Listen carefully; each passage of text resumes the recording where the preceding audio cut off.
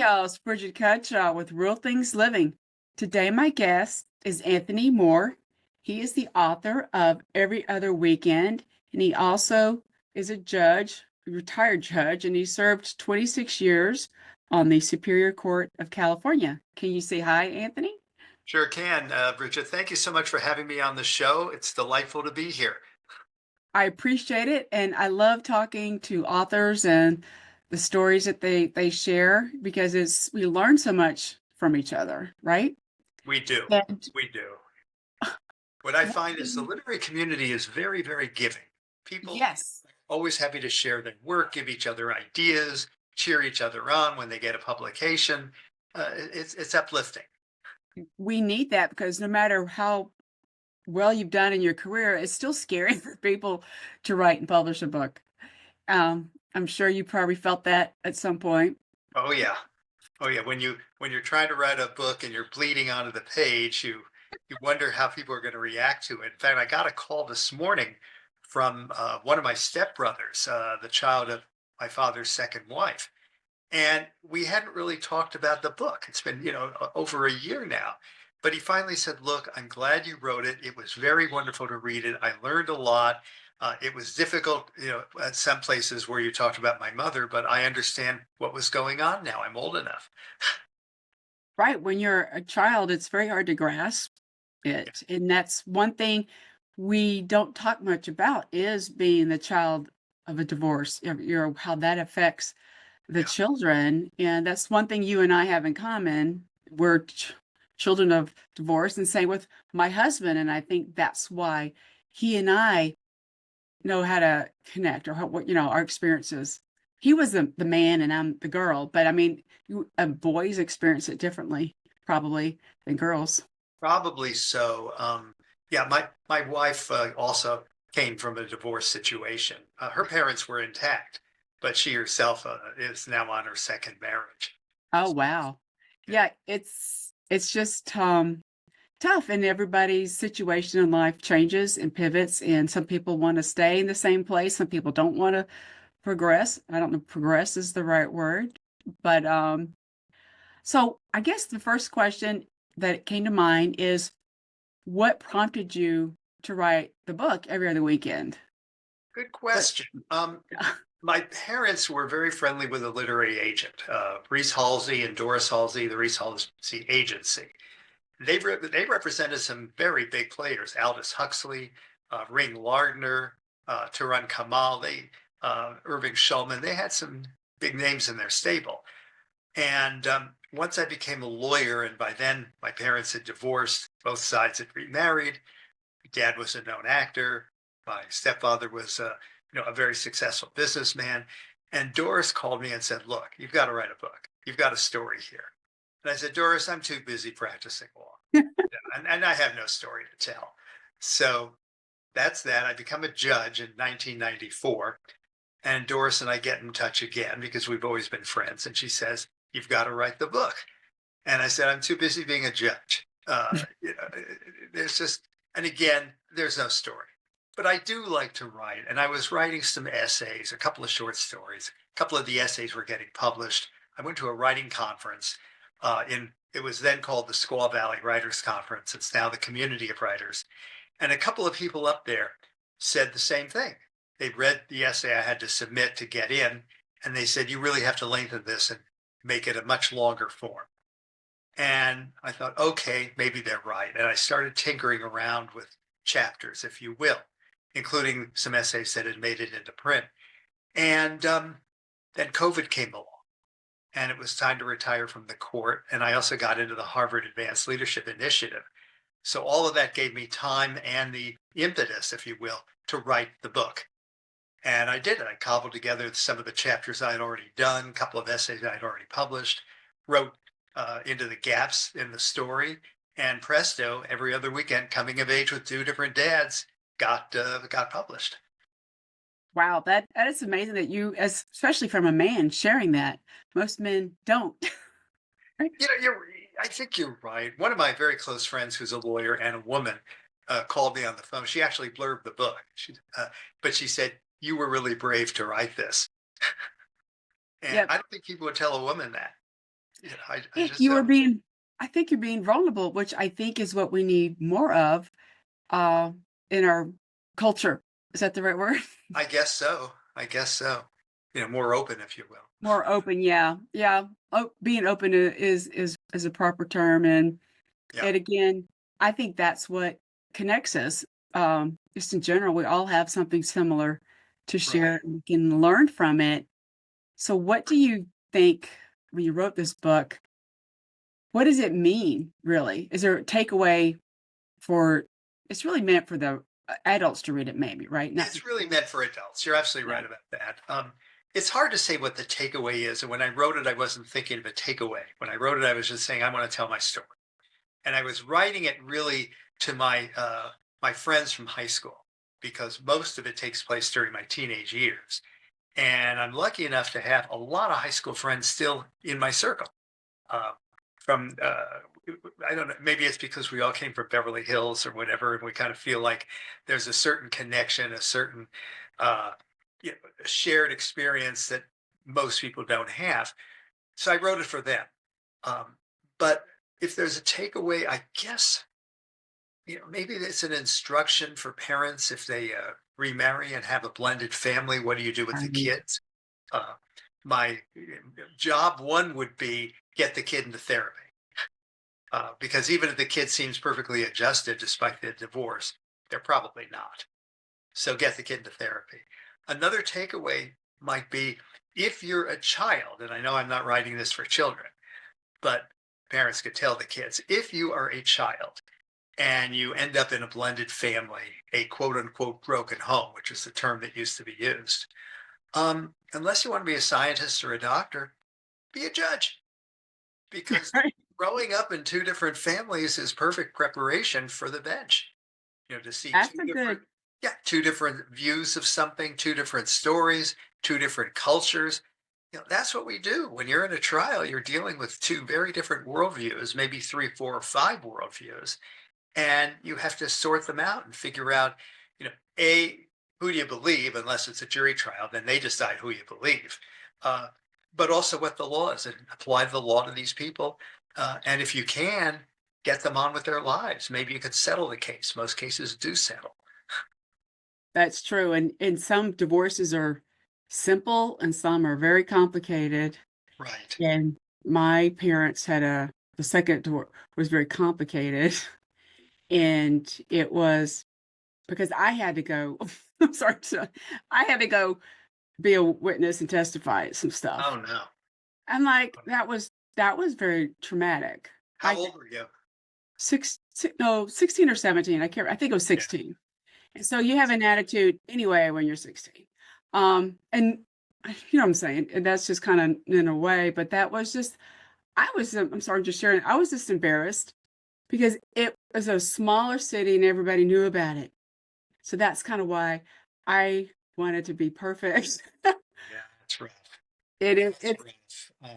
I never had to testify. I was younger. I was 9 when they split up, 11 when they remarried. Uh, mhm, so I guess I never got called as a witness. Things were worked out behind the scenes, if you will. Um, I did testify in a custody dispute when I was a lawyer. Um, okay. and I think I was still a lawyer.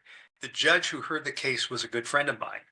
And both sides wanted me to testify about the child and what I knew about the families. And I did it, and I found it very disturbing and difficult. It is. Yeah. I think that's what it was. It was a custody thing on my sister. Mm. And that's kind of why, because I was 16, my sister wanted to be wherever I was. And so that was hard on me. I'm like, why is this on my shoulders? But it worked out just fine. Fortunate. And I do have some good my family friends, you know what I'm saying? They were parents were really helpful, but it was just, I didn't know all the details. I didn't want to know all the details, but that's why I had to it was a custody thing. I'm sorry, but that's kind of, was bringing back this memory, how some people make it simpler Yeah. and simple. It just depends on the situation. Yeah. Right. When I was writing the book, I, kind of opened up all these boxes that were in the attic and in the garage. I figured maybe I could find some things. My mother had saved a whole bunch of papers. My dad, not so much, or if he did, his second wife tossed them. I just don't. Okay. But my mother had saved a bunch of things, even through her second marriage, and I found them. And I was reading letters from the lawyers back and forth. Oh, They wow. were not nasty, but they were, a little bit prickly. And, at one point, one lawyer accused my father of living with his soon-to-be wife, which I guess in the late 50s you didn't do. You didn't do that at all. And they said this is Yeah. a bad influence on little Tony. And of course, back comes the other letter. I assure you, Gerald Mohr is not living with my Dietrich. All of this. What did I know? But I remember reading this. I read a couple of letters from my mother to my father about how upset I was. My father back to my mother saying, I hope you could talk to him. I hadn't been able to. He just wasn't able to. Um, Right. Well, and you I've saved those letters. I actually quoted a couple of them in the book. Um, I think that is good, and you obviously had a good relationship with both, right? Which I think is good. it was fortunate. It Yes. was fortunate. Um, the two new families, of course, were two new cultures. It wasn't the same. My father may have been the same, but his second wife made things very difficult. Uh, Right. there were some real issues there. I'm not going to sit here and savage her, because she wasn't that kind of a person, but you know, she could lose her temper, and she did. And I think she was very concerned about money. Um, she one time said to me, don't you know that we're poor? Well, poverty is relative. They weren't poor if you're comparing them to a place like Haiti.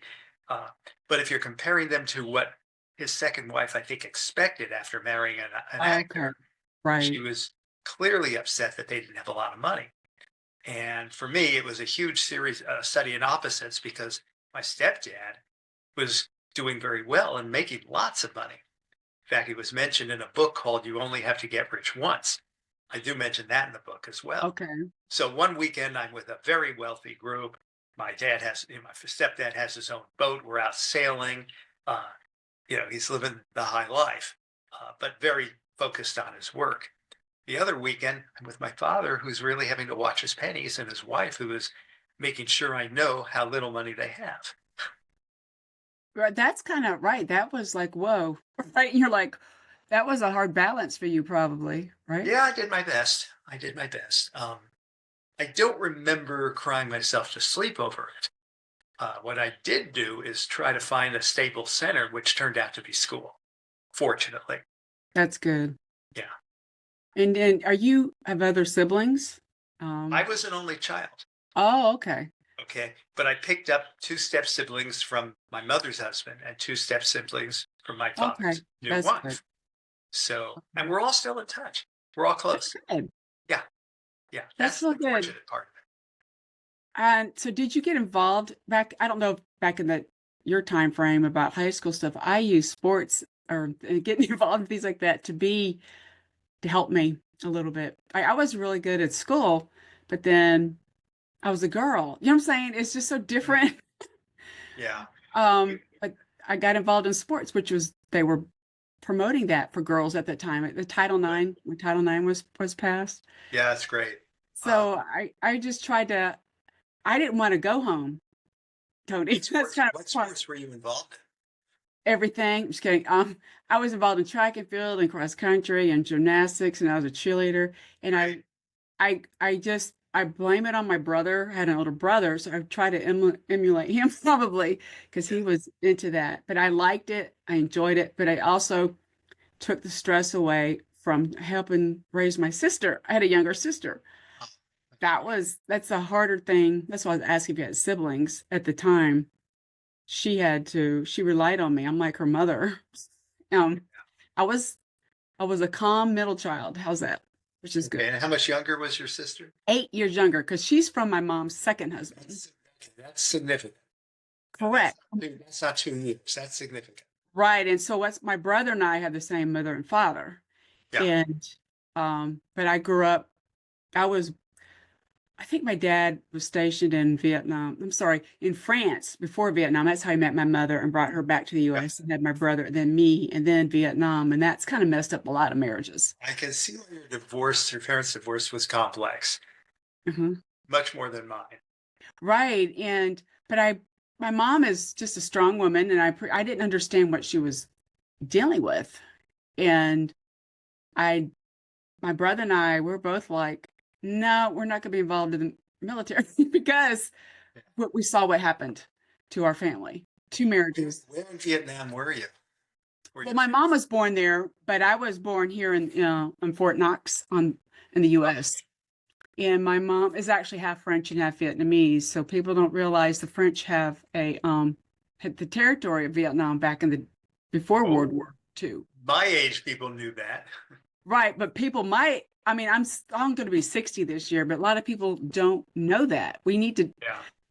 to learn. And that's another thing. I think that's why I saw my mom having empathy as well after Vietnam. We had a Yeah. lot of A beautiful country. I've been to it is. Vietnam. I I want to wasn't in the go. military, but I have been there. I want to go. We Oh, had so you're many gonna love it. You're we had gonna a love lot of refugees come to the country after the war. They came to it. our area. And my mom, I saw how kind she was. We would help them learn. I'm getting off tangent here, but you just got to have these poor kids were orphans, Yeah. right?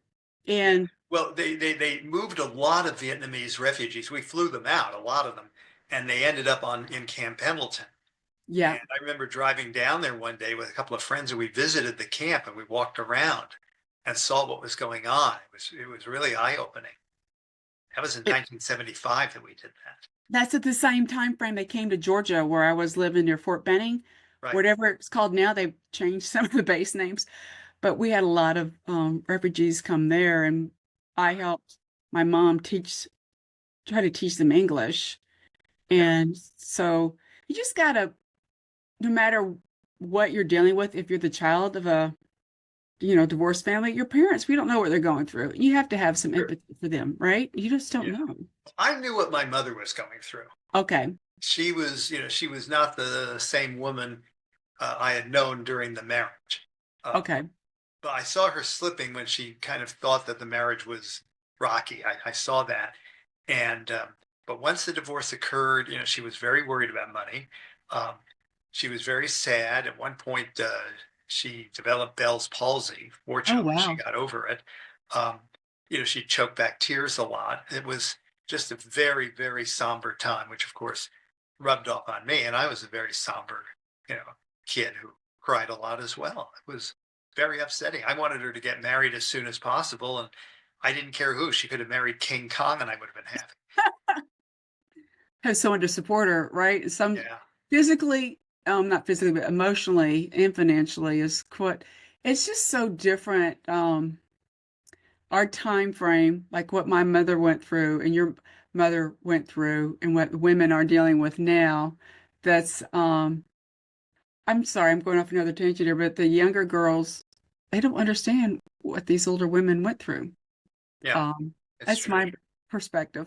Well, divorce, at my age was shameful, frowned upon. Yes. I think Frank Sinatra had a divorce, and if I'm not mistaken, there was another celebrity he knew who refused to play his records because he Because got he was divorced. divorced? Are you Yeah, kidding? I remember reading that somewhere. In fact, I think I used it in the book. Uh, because people just shamed him for having the divorce. It wasn't done. It's one reason I think that my father's career never really recovered after the Oh, divorce. But now, you know, I mean, some people think it's like going steady in high school. You just, you're married, you get divorced, get married again, divorced. I mean, it happens all now. A number of celebrities we know have been married 4 or 5 times. It just keeps happening. It's yeah, it's you think it has something to do with stability or, you know, stability, but also more tolerance. People live longer. oh, Uh, that's true. Yeah, Look, when you were, back in when marriage began as an institution, maybe you'd marry at 15 or 16. You're not going to live beyond 40. that's true. Okay, so you're going to have the kids, and then your useful life on the planet is pretty much over. Raise the kids for a little while, and then you disappear. But when you're going to start living until 75, 80, 85, and be with the same person all the way through, somebody's going to change. And That's somebody's a going good to say, hey, point. wait a minute, there's a great big world out there. And I've been with, Matilda now for, 40 years. It's time to move on. I mean, this, Yeah, it's I haven't, I'm not saying this with authority, but that would be my guess. I also think too, if you raise your kids and you don't get divorced at the time, but then they leave, empty nester they call it. Yeah, People have some issues with that right. as well. So true. Of course, now Um, there are no empty nesters with Generation Z. They all live at home. There yeah. was an article that came out about how Generation Z is not growing up or something. Right. I remember, yeah, I had to be on my own. I can't believe how young I was. Right? I was very young. And Yeah. again, I'm just I think back how strong I look at my mother as a great role model now. At the time, I was like, what is wrong with it? Because again, I Yeah. was embarrassed because it was kind of a no-no when my parents got divorced, it was like the second divorce, like I said, I was 16, so it was like Yeah. 1981. Wow. Okay. So that was still uh, like frowned upon. Not as much. Not as much, but Not it's as much. still, it was, everybody, I don't know. I don't know why I was embarrassed about it. I think because they talked about it too much in these little cities. What little city are we talking Well, about? it's Columbus, Georgia. Yeah, yeah, I've been to Exactly. Georgia many times, and Columbus doesn't come to mind. Exactly. And so when you're in a small environment like that, everybody knows your business. Sure. And how's that? And I think that's what it was. But again, I have a very strong relationship with my brother, my sister, and my mother. Now she's still alive. She's 84, I think. We share the same birthday, by the Mm. way. I I'm the best birthday present she ever had. When's your Uh, birthday? June 3rd. June Uh, 3rd. Okay. So how perfect is that? So it you just gotta, I just give advice to people. We have to show respect, just from my Mhm. experience, just try to be respectful. Yeah. And I'm just very fortunate that I didn't have a lot of violence either. I You did and not me have that. both. We Yeah. didn't have violence in the family. I mean, Stan believed in corporal punishment, and there's one chapter I wrote about where there was quite a bit of corporal event, if you will, between him and me. And Right. very upsetting. And that was the hardest chapter for me to write.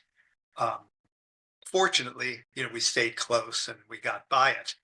But it was a rough time. Um, Stan had that tendency. He never, never, never hit my mother. It just That's never good. happened. Nor did my father ever hit anybody either. Right. My father had a temper, but he never lashed out and hit a woman, as far as I know. Um, and Stan never did either. Although one time, many years later, we were on vacation in a hotel, and it was overseas, and the hotel clerk was getting very, very testy and nasty, and over the bill. He wanted to hold the bill until we literally were ready to leave the hotel, which of course makes it difficult to dispute anything. And Stan reached over the counter and took a swing at him. Wow. Scary. I thought he was going to get arrested and end up in a foreign jail. That didn't happen, but it was close. You're right. I know my mom had a temper, but she's probably reacting to how things were said to her. And my mom went back to get her master's, and she got her PhD in psychology, and she ended up helping, she moved to DC when she got remarried the third time. Walter Reed Hospital. She was helping spouses of the abused spouses in the, military spouses. Yeah. That's why I say it's so common, being married to someone in the military. There's a lot of violence. That's why I said I'm lucky I didn't have to do, and I don't know if she experienced it. She will share that, but I didn't. Wow. I didn't realize Mm. there's that much violence in the military. But Sure. yeah, you've got all these soldiers who are trained to go out there and, bayonet somebody and kill and all of that. I guess it can bleed into the But family. she supported the spouses, as a psychologist, which I thought was great. So she used her pain and turned it into helping other people. I I'll should say, tell you, Bridget, I'll tell you something. When you become a judge, the yeah, one thing that really shocked me was the extent of domestic violence. yes, Never really hit me that there's a lot of it. And growing up where I did, as I said, my friends were the quote unquote good boys and girls. And, I met their families. Now, God knows what happens behind closed doors, but the parents I met were very elegant people, very mannerly people. I can't believe that one would hit the other, in the group of maybe 15 or 20 boys and girls I was very friendly with. Um, but getting on the bench, oh my Lord, what I we saw. saw a lot.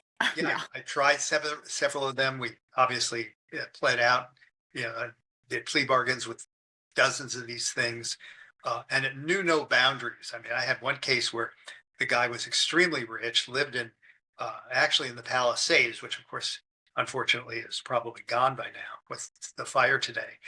But he took a swing at his wife, oh wow, and it's amazing what you get. And then, of course, what's so frightening is many of the wives wouldn't testify. And you say, well, he pays the bills. I need him. He pays the bills. right. And I think again, I don't know.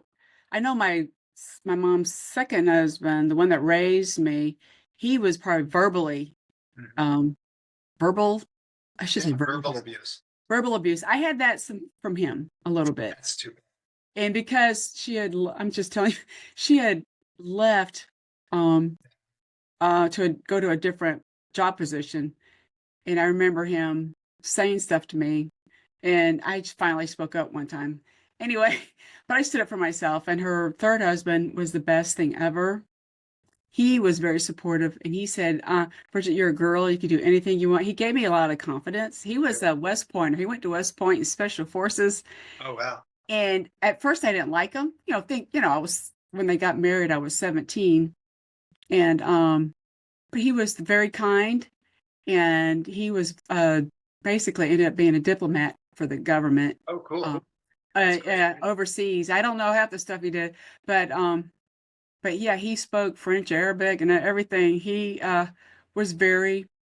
He calmed my mom down. By the way, he was the best thing that happened to her. And He had stories to tell, I'm sure. oh, he has some great stories. And I just think I have some friends.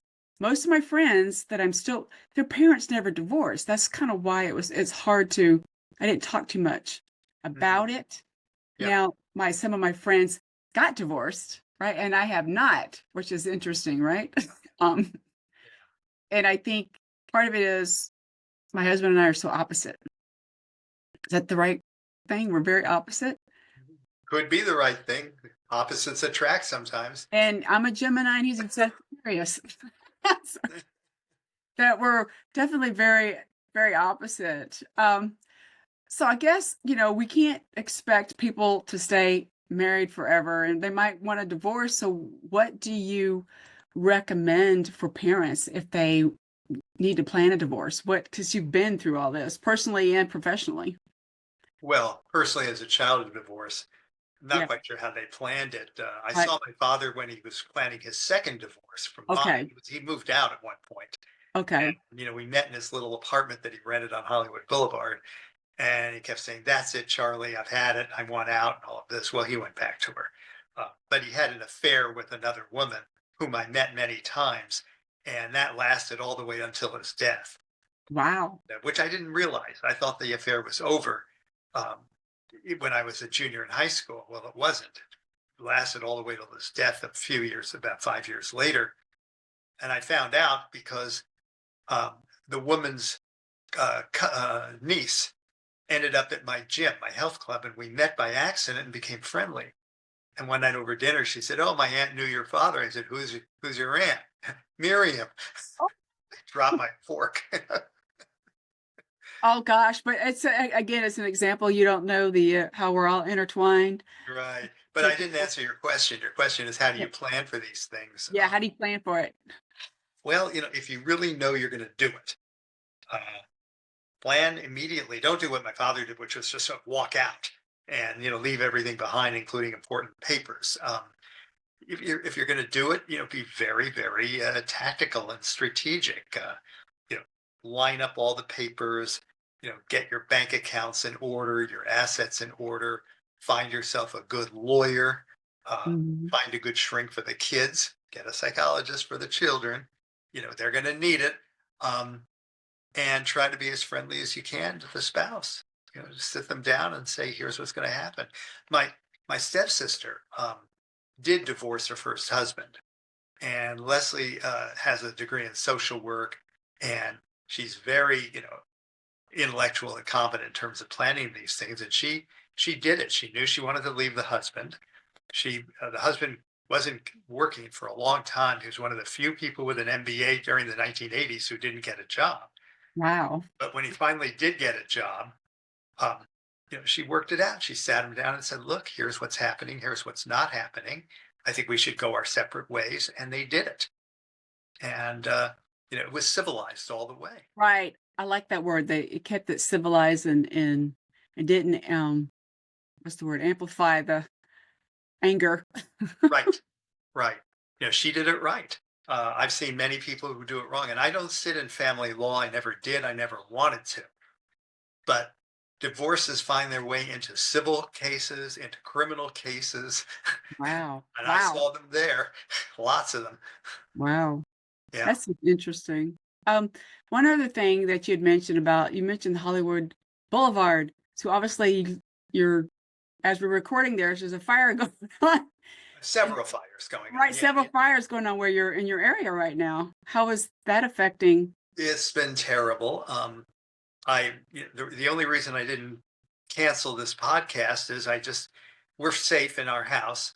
We're not, we're not under evacuation. And I just figured, okay, go about our lives, be normal, do everything normally, and have go on the podcast and do it, because you don't want to just sit there staring at the television with everybody telling you how dangerous the fires are. Uh, so, but it's been terrible. I have friends who have lost their homes, Oh, friends who have wow. evacuated. An old friend of mine who was on the bench with me called yesterday. She had to run for her life. We took her in. She's actually downstairs. I think she's still asleep, which is good. She needs some sleep after what she's been through. She doesn't know if her house is gone or not. Uh, Several other judges I know have lost their homes. Other friends of mine have. Um, every time I turn around, I hear of another evacuation. It's awful, and I mean, we've lost landmarks, we've lost places that made the Southland the Southland, and that made LA LA. And I don't know how long Right. it's going to take to come back. This could have an impact on the Olympic Games in 2028. I didn't think about that. Yeah. Sure, could easily. I don't know if it will. Depends on how fast we recover. But This is right. I thought about that too. It was like, is Tony going to be able to make it? Because I knew you're in California, but I wasn't quite sure how close you were to these fires that are happening. our And closest boundary, Bridget, is 4 miles away. oh, wow. Yeah, That yeah. is, I mean, and also at the same time, you're there and you can bring in people if they need more, right? If they Yeah, need more I mean, shelter. I reached out. Another friend of mine who lives down the street almost got evacuated. There was a fire in Studio City, and she was getting ready to pack. I wrote a note and said, "If you need help, we've got room, and we've got a couch at least." Well, they got the fire out, so she's still there. That's But good. That it's is just I don't know. Is it started from they don't know what started it and then it just spread. It's like three fires that's going on right now. at one point it was six. Oh my cow. You've got the Palisades fire, which is the biggest, maybe the Right. biggest in the history of the town. The Easton fire up in the hills over Pasadena, which is getting worse and worse as we speak. There's another fire in Silmar. I don't know its status anymore. The Hollywood fire is pretty much over with. I think they got on top of that one. And then this little Studio City fire, I think, was taken care of. Wow. But it's All not this in over. 2 days. All this in Okay. 2 days, right? Sorry? I said all this happened in 2 days. Tuesday, Wednesday, and now it's Thursday, and we're not over. This is I am so sorry that you guys are having to deal with this. And that's Yeah. another example of in life, you got to prepare, right? And have some options. Of course, you're never going to expect what's going on right now. Yeah. Well, we've got suitcases packed and by the door. That's good that you're prepared, Yeah. correct. And where would you go? I'm sorry. Where would you have to That's a live? good question. My guess is Arizona because my step brother and sister from Stan's side live in Scottsdale, and we're still very close. We spent Christmas with them, and I think that's where we would go, assuming the roads are open. We could get there. Yeah, that's it's kind of ironic in a way on your side of the country. You have this fire on my side of the country. We got snowstorm happening tonight. I'll trade you. Right. But it's like, I'm not complaining, but it's just like it's very I think 3,000 miles apart, and this is how crazy Yeah.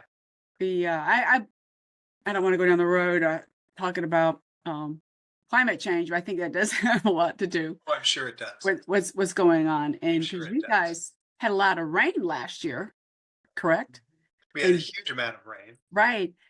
And And it ended now the drought, and everybody was happy about that, but it created a lot of vegetation, which of course now is fuel it's for on the fire. fire. Yes, fuel for the fire. This is I think what you're doing is very honorable because you understand how to become being a judge, helping people in the situation where you can with this fire, and then going back to your book, you're sharing your story, and we can learn from that. And I like how you're being civil with it. I think that is we need more of this civility Yeah. in our world. We don't have enough of it, and I guess one more thought. The mentioned AI keeps popping up everywhere. How do you think that's going to affect? I haven't thought that one through. I just was curious how it's going to affect laws and things like that, legality, Well, things. it'll make it easier to research laws. That's One true. lawyer got into a lot of trouble last year because he had AI write one of his briefs, and they cited cases that don't exist, and he never double checked it. So he got fined for that little transgression. Yeah, there's some sites I think that are offering that to check for Yeah, plagiarism as well. You got to be careful with that, especially in the law. You got to check. That's another thing we worry about that. And my background is in publishing. We got to be really careful. oh yeah, Uh, I'm one of the editors of the Harvard Social Impact right. Review, and Yeah, we do plagiarism checks before we publish anything. that's good. Yeah, you have to do that. Now, interesting in the law, if I write a brief and somebody copies my brief and uses it for theirs, I'm delighted. Correct. They They just thought need to that give you much of credit. me. Yeah, I mean, they They don't just even have to credit me. They right. just lift the I'm okay. paragraphs and do it. If you write an order, if I find an opinion that makes sense and covers the issues, I may just lift those paragraphs and put them into my order. No harm That's done. yeah. We just need to make sure we're using it ethically. That's the only way I think about it is the ethics aspect of it. And we just need to look at the stepfather, the one that the third, my mom's with her husband, he always focused on what we can expect good. He goes, expect the good. That's what he taught me. And he was the one, like I said, the special forces dude that he was a military, he was just so kind to me and he helped improve my confidence. That's great. There And was that's a guy in my there was a guy in my high school class, and he was one of our heroes. A big uh-huh. football player. He played Billy Bigelow in Carousel. Oh wow. Greg was really a superstar, and he went into the army and became a Green Beret. And He probably knew my stepfather. I'm just kidding. My stepfather was a Green Beret. He was also that's a Ranger, isn't it? I think I don't think so. there's he my stepfather was a special forces and he was a Ranger and he was military attaché and he was a PSYOPs commander. So Oh, that's what I'm saying. He did I he's don't a want to he's a dude. he was that's why he um during the Iraq after 9/11, I can't remember what war that was called. We've had so many conflicts, but he was one of the bodyguards for the Emir of Kuwait. Oh my. So Oh I'm like, my. I don't want to know what you did. But he Interesting. was he's just we need more men like that. And Well, I think Unfortunately, Greg died, a year ago. okay. But I will tell you, he was so gentle, Yes. so Gentle lovely. giant.